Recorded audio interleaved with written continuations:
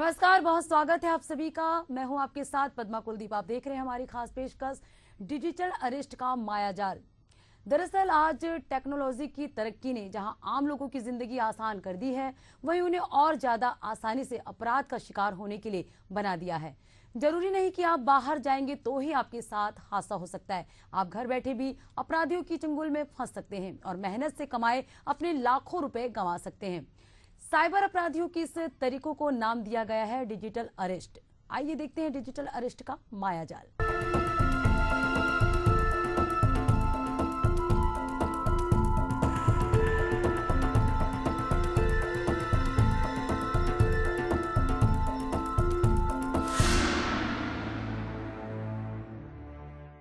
हाल ही में कुछ समय से डिजिटल अरेस्ट शब्द बार बार सुर्खियों में आ रहा है। इसकी वजह से न केवल अमीरों को बल्कि मध्यम वर्गीय लोगों को डिजिटल अरेस्ट के नाम पर लाखों रुपए का नुकसान झेलना पड़ रहा है।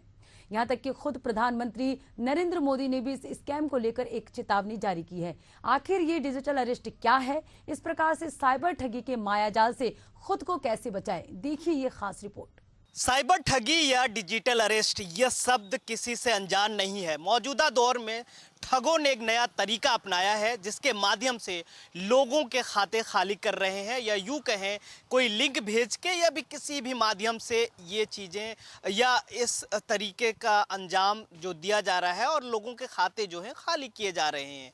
इस बार सबसे अहम जो है वो है डिजिटल अरेस्ट, जो नया तरीका अपनाया गया है और लोगों को इसके माध्यम से ठगा जा रहा है, या यूं कहें कि ब्लैकमेल किया जा रहा है और उसके माध्यम से जो ठग हैं वो लोगों से लाखों लाख रुपया या करोड़ों करोड़ रुपया अपने खाते में कर रहे हैं। इससे कैसे बचा जाए और आखिर डिजिटल अरेस्ट के तरीके क्या हैं, कौन कौन से तरीकों से लोग या ठग जो हैं वो लोगों को शिकार बना रहे हैं, उसके बारे में आपको बताएंगे। और साइबर ठगी के क्या क्या तरीके हैं, क्योंकि जब तक पुलिस प्रशासन जो है एक तरीके को या उस पर लगाम लगाने की कोशिश करते हैं तो ठग जो है दूसरे तरीके अपना लेते हैं। तो इससे बचने के लिए हमारा ये जो खास कार्यक्रम है डिजिटल अरेस्ट का मायाजाल, उसको देखें और आप इससे समझ सकते हैं कि इन चीज़ों से, इन साइबर ठगी या डिजिटल अरेस्ट से कैसे बचा जाए।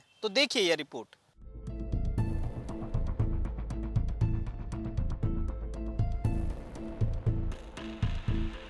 देश में हर रोज डिजिटल अरेस्ट के मामले सामने आ रहे हैं। डिजिटल अरेस्ट करके लोगों से अभी तक अरबों रुपए की ठगी की गई है।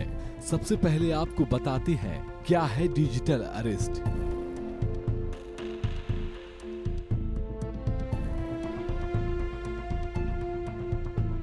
यह एक प्रकार की साइबर ठगी है। यह लोगों का शोषण करने के लिए एक नया और खतरनाक तरीका है।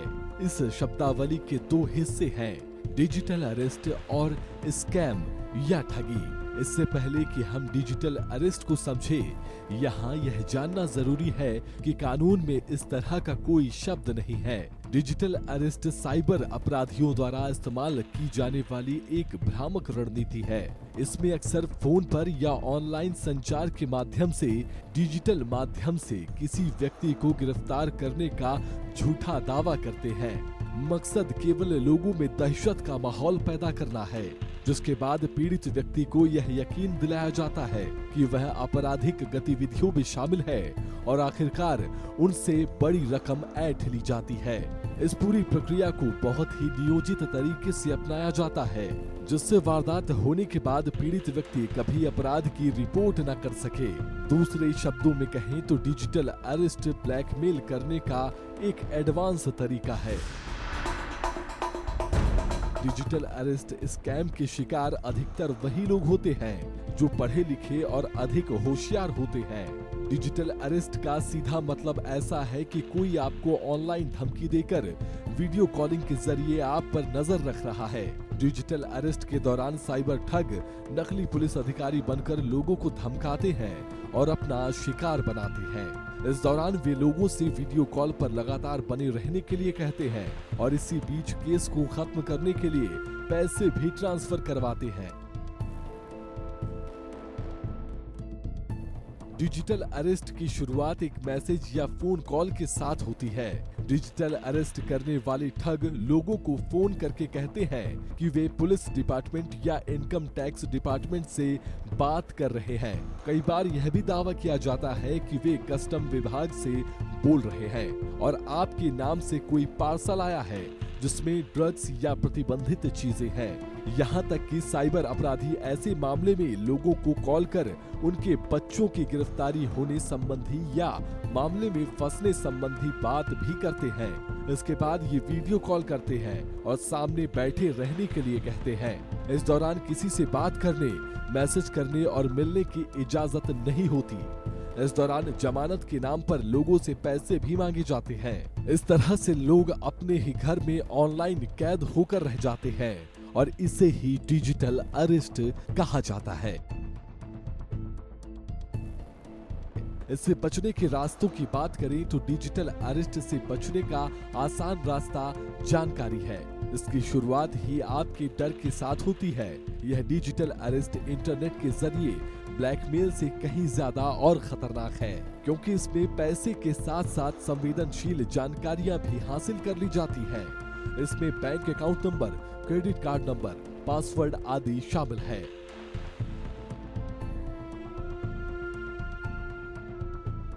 डिजिटल अरेस्ट होने पर खुद को बचाने के लिए पूरी तरह से जागरूक रहे।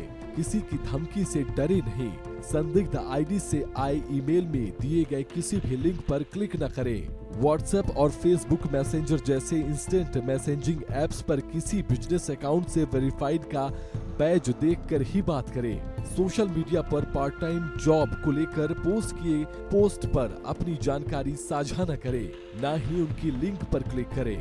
स्टॉक में निवेश करके मोटी रकम का फायदा कमाने वाले दावों पर विश्वास न करें, न ही उनमें इन्वेस्ट करें। कॉलर आईडी बताने वाले ऐप फोन में इंस्टॉल करें ताकि स्कैम कॉलर की पहचान हो सके। फोन सिक्योरिटी ऑन रखें। किसी भी तरह की मामले में संलिप्तता पाए जाने पर अगर शक हो तो सीधे उस एजेंसी से संपर्क करें। उनके सोशल मीडिया हैंडल पर उन्हें सूचना दें। किसी भी कीमत पर फोन में ठग द्वारा बताए जा रहे कोई ऐप डाउनलोड न करें। कोई अगर ब्लैकमेल करे तो तुरंत पुलिस की मदद लें। परिजनों को बताएं। किसी भी कारण से अपने तक ही बात सीमित न रखें। मुझे लगता है जो सबसे बड़ी प्रॉब्लम है लोगों के साथ वो है अपना डेटा सार्वजनिक करना। आप जितना ज़्यादा डेटा सार्वजनिक करते हैं आप ठगी के जाल में बहुत जल्दी फंसते हैं। पहला तो आपको किसी के इंस्ट्रक्शंस को फॉलो नहीं करना है कॉल आने पे। दूसरा, आपका अगर पहले से कहीं डेटा लीक हो चुका है, क्योंकि मैं मानता हूँ सार्वजनिक डेटा हो चुके हैं आज के टाइम पे, तो आपको ये मान के चलना है कि आपका नाम, नंबर, आधार, एड्रेस हो सकता है ये सारा ऑलरेडी सार्वजनिक हो, तो आपको घबराना नहीं है। अगर कोई आपको ये बोलता है कि मैं आपका नाम नंबर जानता हूँ ये है और आपका केवाईसी नहीं हुआ, बिल्कुल नहीं। आपका नाम, नंबर, आधार सारा सार्वजनिक है ये मान करके चलिए, क्योंकि आप कहीं ना कहीं डॉक्यूमेंट्स को सबमिट कर रहे हैं, होटल बुकिंग या कहीं पे भी।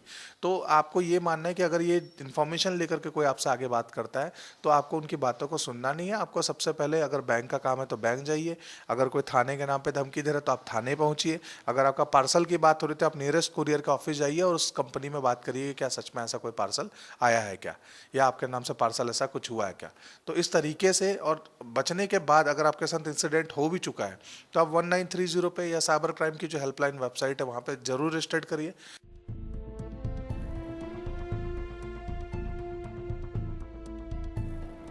यहाँ गौर करने वाली बात यह है कि हमारे देश में इस तरह से किसी भी प्रकार की पूछताछ, जांच या गिरफ्तारी का कोई कानूनी प्रावधान नहीं है।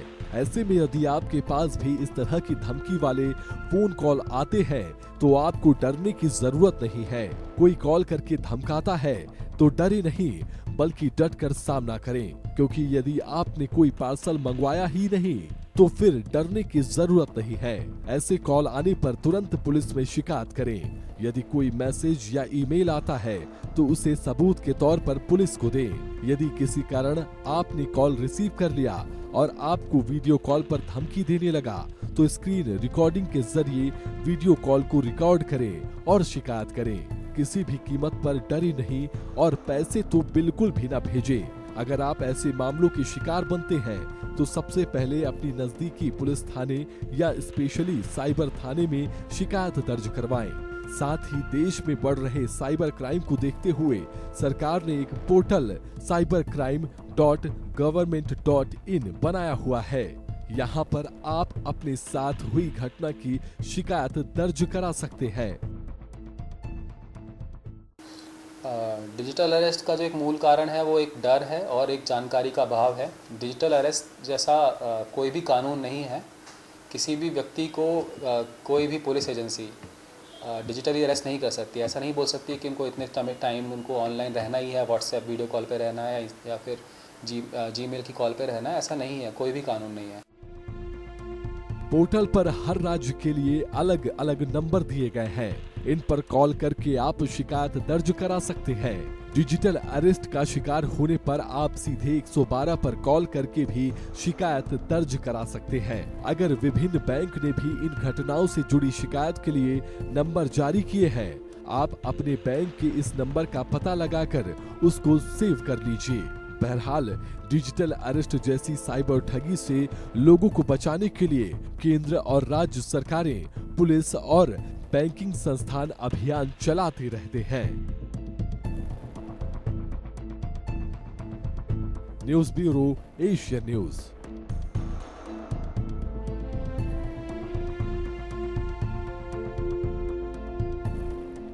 छत्तीसगढ़ में एडवांस तकनीकी के जरिए लोगों को ठगने की घटनाएं तेजी से बढ़ी है। बीते कुछ महीनों में साइबर सेल की टीम ने डिजिटल अरेस्ट की घटनाओं को दर्ज किया है। इन मामलों में लाखों रुपए की चपत पीड़ितों को लग चुकी है।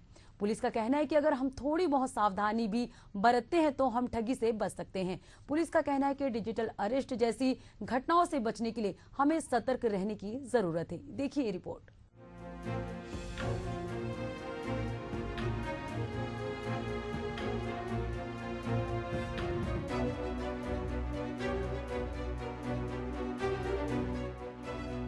छत्तीसगढ़ में लोग साइबर और ऑनलाइन ठगी के शिकार बनते ही आ रहे हैं। इन मामलों में लोगों को लाखों रुपए की चपत लग चुकी है। ऐसे ही साइबर क्रिमिनल्स ने पिछले कुछ समय में वर्दीधारी या अन्य किसी सरकारी विभाग का बड़ा अधिकारी बनकर लोगों को हाउस अरेस्ट करने का तरीका शुरू किया है, जिसके शिकार बड़ी संख्या में लोग बन चुके हैं और ये सिलसिला रुका नहीं है।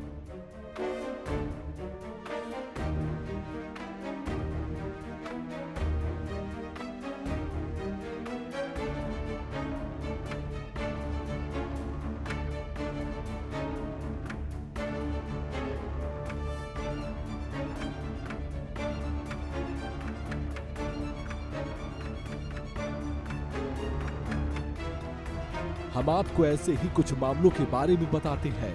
नवंबर महीने में ही राजधानी रायपुर की एक 58 वर्षीय महिला साइबर ठगों के जाल में फंस गई, जहां उसे 72 घंटे तक कथित डिजिटल अरेस्ट में रखा गया। इस दौरान ठगों ने खुद को मुंबई क्राइम ब्रांच, सीबीआई और आरबीआई के अधिकारी बताते हुए महिला को डरा धमकाकर उसके बैंक खातों की जानकारी हासिल कर ली। महिला ने डर के मारे अपनी बैंक अकाउंट की जानकारी साझा कर दी और ठगों के बताए खातों में अपनी बचत का पैसा ट्रांसफर करती रही। महिला को एक फोन कॉल आया जिसमें खुद को टेलीकॉम डिपार्टमेंट मुंबई का अधिकारी बताया गया। ठग ने बताया कि महिला के आधार नंबर का उपयोग करके मुंबई में किसी व्यक्ति ने 311 बैंक खाते खोले हैं, जिनका दुरुपयोग हो रहा है। इसके बाद फोन कॉल को कथित मुंबई क्राइम ब्रांच के अधिकारी से जोड़ दिया गया। वहां से एक व्यक्ति ने खुद को सब इंस्पेक्टर विक्रम सिंह बताकर महिला से कई निजी जानकारियां पूछी और कहा कि अगर वह जांच में सहयोग नहीं करती है तो उसका मोबाइल नंबर 2 घंटे में बंद हो जाएगा और उसे मुंबई आना पड़ेगा। फिर उसे व्हाट्सएप वीडियो कॉल पर जोड़कर कथित तौर पर डिजिटल अरेस्ट में रखा गया, जहां महिला को यह यकीन दिलाया गया कि पुलिस ऑनलाइन पूछताछ कर रही है। ठगों ने महिला को डरा धमकाकर वीडियो कॉल पर बने रहने के लिए मजबूर किया और मनी लॉन्ड्रिंग, ड्रग्स की तस्करी जैसे अपराधों में फंसा होने का झूठा आरोप लगाया। इसके बाद उन्होंने महिला से बैंक खातों की जानकारी लेकर उसकी बचत को अपने बताए खातों में ट्रांसफर करा लिया। 72 घंटों तक चले इस ठगी में ठगों ने महिला से करीब 58 लाख रुपए ऐंठ लिए। इसके बाद ठगों के निर्देश पर महिला ने अपनी बेटी से संपर्क किया और घटना की जानकारी दी। इसके बाद ही मामला खुलकर सामने आया और पुलिस में शिकायत दर्ज कराई गई। इस घटना के बाद पुलिस ने साइबर सेल को जांच में लगाया है और पीड़िता को सलाह दी गई है कि वह आगे सतर्क रहे और किसी भी संदिग्ध कॉल का जवाब न दे।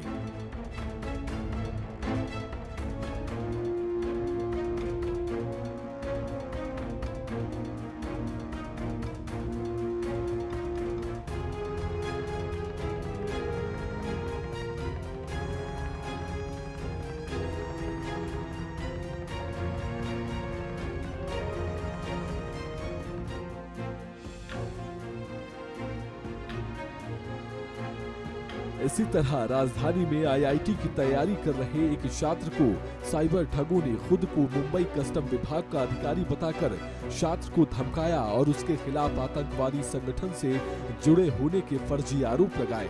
ठगों ने छात्र को कमरे में बंद रहने और किसी से बात न करने का निर्देश दिया। छात्र घबरा गया और खुद को हॉस्टल के कमरे में बंद कर लिया। गनीमत रही कि उसकी मां का फोन आया, जिससे पूरा मामला खुल पाया। छात्र की मां उसे भिलाई ले गई ताकि उसे असली पुलिस से मिलवाकर स्थिति स्पष्ट की जा सके। छात्र से पुलिस ने बातचीत की, जिससे छात्र का डर कम हुआ और वह सामान्य हो सका। ऐसा नहीं है कि साइबर ठग के निशाने पर डिजिटल अरेस्ट के लिए सिर्फ राजधानी रायपुर ही निशाने पर है।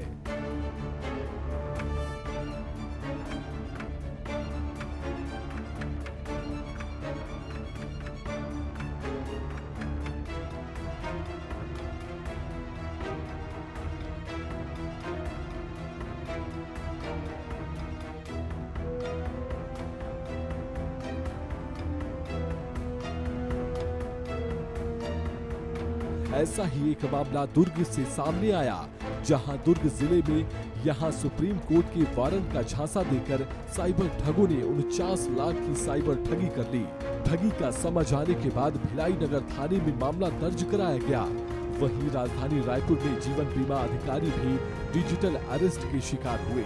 ठगों ने सीबीआई अधिकारी बनकर उन्हें कॉल किया, फिर मनी लॉन्ड्रिंग केस बताकर डिजिटल अरेस्ट कर लिया। फर्जी सुप्रीम कोर्ट बनाकर उसकी ऑनलाइन सुनवाई भी करा दी। इससे डरकर उन्होंने 6.5 लाख रुपए दे दिए। डिजिटल अरेस्ट का दूसरा शिकार राजधानी रायपुर के ही एक डॉक्टर बने।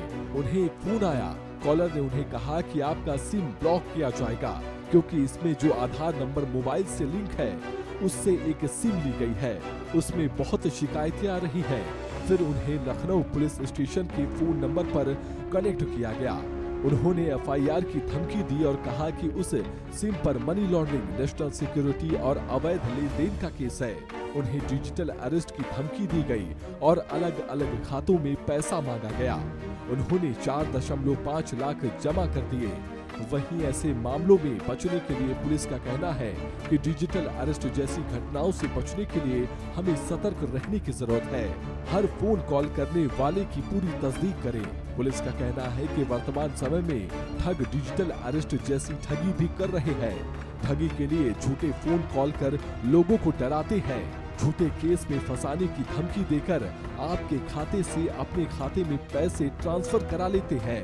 फर्जी फोन कॉल करने वाले खुद को अफसर या पुलिस अधिकारी बताते हैं। ठग अक्सर खुद को क्राइम ब्रांच का अधिकारी या सीबीआई अफसर बताते हैं। ऐसे वक्त में आपको डरना नहीं है, बल्कि फोन डिस्कनेक्ट कर तुरंत पुलिस को खबर दें। पुलिस का कहना है कि व्हाट्सएप, फेसबुक, इंस्टाग्राम पर आने वाले फेक कॉल से बचें। संदिग्ध फोन को पिक नहीं करें। गलती से फोन उठा भी लेते हैं तो घबराइए नहीं।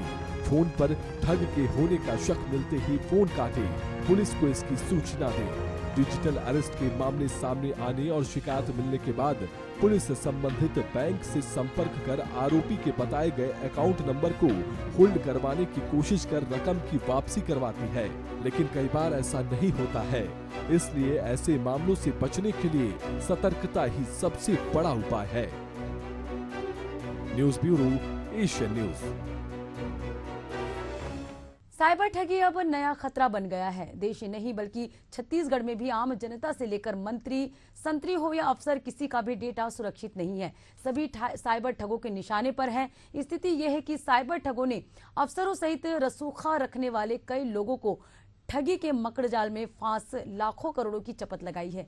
छत्तीसगढ़ में साइबर ठगी के मामलों की संख्या में लगातार इजाफा होता जा रहा है। देखिए ये रिपोर्ट। छत्तीसगढ़ के रायपुर सहित प्रदेश भर में साइबर ठगी लगातार बढ़ती जा रही है। हर 4-6 महीने में साइबर ठग अपना तरीका बदल लेते हैं, नए पैटर्न से ऑनलाइन ठगी करते हैं। ज्यादातर ठग जिनको ठगते हैं उनके बारे में काफी जानकारी रहती है, जैसे नाम, पता, मोबाइल नंबर, बैंक खाता नंबर आदि। जानकारों का कहना है कि किसी न किसी जगह से साइबर ठगों के पास आम लोगों का डेटा पहुंच रहा है, उसी की मदद से ऑनलाइन ठगी हो रही है। प्रदेश में साल 2020 में साइबर क्राइम की शिकायतें 2295 थी, जो बढ़कर 2024 में अक्टूबर तक 17,000 से अधिक पहुंच गई। इसमें 80% ऑनलाइन ठगी की है।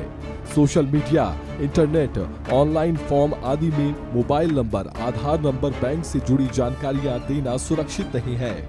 इसमें महत्वपूर्ण जानकारियां साइबर ठगों तक पहुंचने की आशंका रहती है।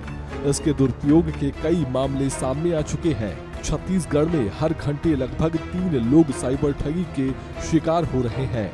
2024 में 10 माह के भीतर दर्ज किए गए साइबर ठगी के 17,011 केस के विश्लेषण में यह बात सामने आ रही है। पुलिस की जांच में सामने आया है कि ठगी का गढ़ माने जाने वाले जामताड़ा गैंग की तर्ज पर ही राजस्थान, दिल्ली, हरियाणा सहित अन्य राज्यों से ठगी की जा रही है। जानकारी के मुताबिक अकेले रायपुर जिले में ही हर साल साइबर ठगी के जरिए 20 करोड़ से अधिक की चपत लग गई है। पुलिस को शिकायत करने के बाद भी इस राशि के वापस मिलने की कोई गारंटी नहीं रहती।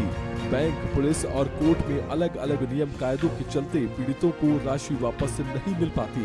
होल्ड हुई राशि भी कुछ ही लोगों को मिल पाई है। रायपुर साइबर सेल अब तक 6 करोड़ 41,94,821 होल्ड कराया है। 10 लाख रुपए ही पीड़ितों को वापस मिल पाई है। PHQ cyber team 22 crore 68 lakh रुपए होल्ड करवा चुकी है। ऐसी ही एक ताजा मामले की बात करें तो बिलासपुर में स्टॉक मार्केट में मोटा मुनाफा दिलाने का लालच देकर आरोपियों ने एक रिटायर्ड बुजुर्ग से 46,20,000 रुपए ट्रांसफर करा लिए। वृद्ध ने जब अपनी रकम वापस मांगी तो आरोपियों ने अपना मोबाइल ही बंद कर लिया। साइबर पुलिस ने मामला दर्ज कर लिया है, जांच शुरू कर दी है। मीडिया के द्वारा मैं यही अपील करना चाहूँगा कि ऐसी कोई अगर विज्ञापन आपको दिखती है, एडवर्टाइजमेंट दिखती है जो लालच देती है कि हम कम टाइम में आपका पैसा डबल करेंगे या तो आपने हमारे कंपनी में निवेश करें, आपको अधिक से अधिक रिटर्न देंगे, ऐसे विज्ञापनों में ना पड़े।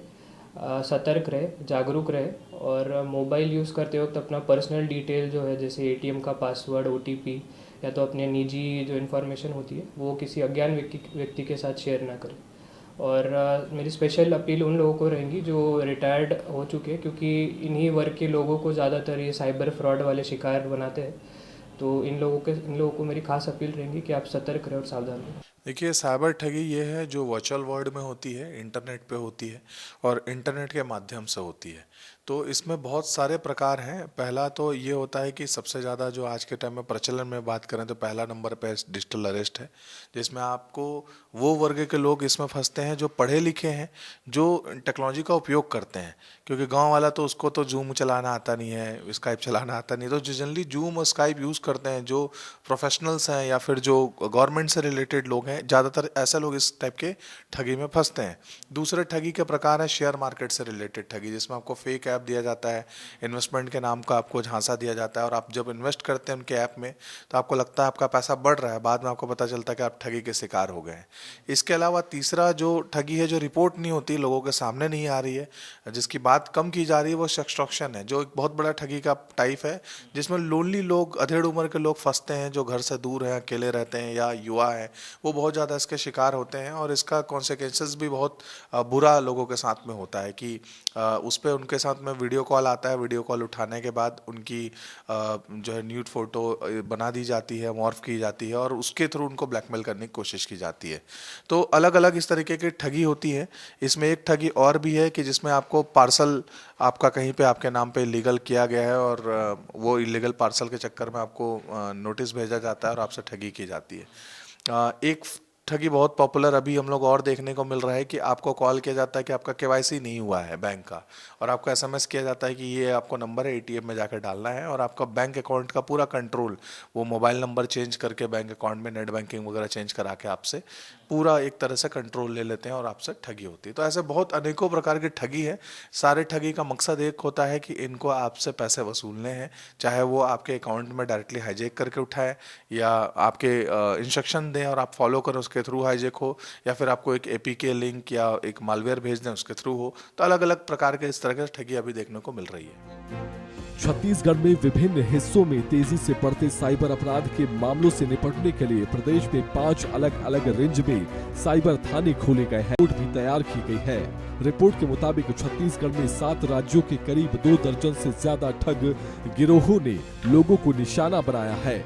झारखंड से शुरू हुए ऑनलाइन ठगी के तरीकों के बाद अब दिल्ली एनसीआर, हरियाणा, राजस्थान, उत्तर प्रदेश, बिहार और पश्चिम बंगाल में भी ठगों के गिरोह सक्रिय है। केंद्रीय गृह मंत्रालय की रिपोर्ट के अनुसार देश के 10 राज्यों में 3 दर्जन से ज्यादा गांव और शहर ऐसे हैं जो साइबर क्राइम का गढ़ बन गए हैं। दिल्ली से लेकर आंध्र प्रदेश और गुजरात से लेकर असम तक गिरोह है। झारखंड के जामताड़ा को ही साइबर क्राइम का गढ़ माना जाता था, लेकिन अब देश में 1-2 नहीं बल्कि जामताड़ा जैसे 3 दर्जन से ज्यादा ठगी के केंद्र बन गए हैं। छत्तीसगढ़ में अंजाम देने वाले ठगी के गढ़ माने जाने वाले ठिकानों को देखें तो झारखंड में जामताड़ा और देवघर से ऑनलाइन ठगी की शुरुआत हुई थी। राजस्थान के भरतपुर में सेक्सटॉर्शन और आर्मी के नाम पर ठगी की घटनाएं हुई। हरियाणा के मेवात में इंटरनेट मीडिया के जरिए ठगी के केस बढ़ते जा रहे हैं, जबकि उत्तर प्रदेश के मथुरा में सेक्सटॉर्शन और इंटरनेट मीडिया से जुड़े गिरोह सक्रिय हैं। इसी तरह दिल्ली एनसीआर में insurance, online job, call centre, Nigerian fraud के गिरोह सक्रिय हैं। वहीं बिहार के बांका, बेगूसराय, जमुई, नवादा, नालंदा, गया में केबीसी के नाम पर ठगी होती है, और पश्चिम बंगाल के आसनसोल, दुर्गापुर में सिम क्लोनिंग, जामताड़ा गिरोह की गतिविधियां चलती हैं। इन्हीं अलग अलग राज्यों के गिरोह छत्तीसगढ़ में वारदात को अंजाम दे रहे हैं। हालांकि पुलिस लगातार कार्रवाई कर रही है। पुलिस की टीमें लगातार ऐसे इलाकों में दबिश देती रहती है, लेकिन इन साइबर ठगों पर लगाम नहीं लग सकी है। News bureau, Asian news. तो इस खास खबर में आपने देखा कि किस तरीके से लोगों को डिजिटल अरेस्ट या फिर साइबर ठगी का अंजाम दिया जा रहा है। लोग कैसे इसके झांसे में आ रहे हैं और शिकार हो रहे हैं। आगे देखने वाली बात ये भी होगी कि आखिर इस पे कैसे अंकुश लगाया जाता है और लोगों को इस साइबर ठगी या डिजिटल अरेस्ट से बचाया जा सकता है। आज के लिए इतना ही। कैमरा पर्सन पंकज साहू के साथ इम्तियाज, एशियन न्यूज़, रायपुर।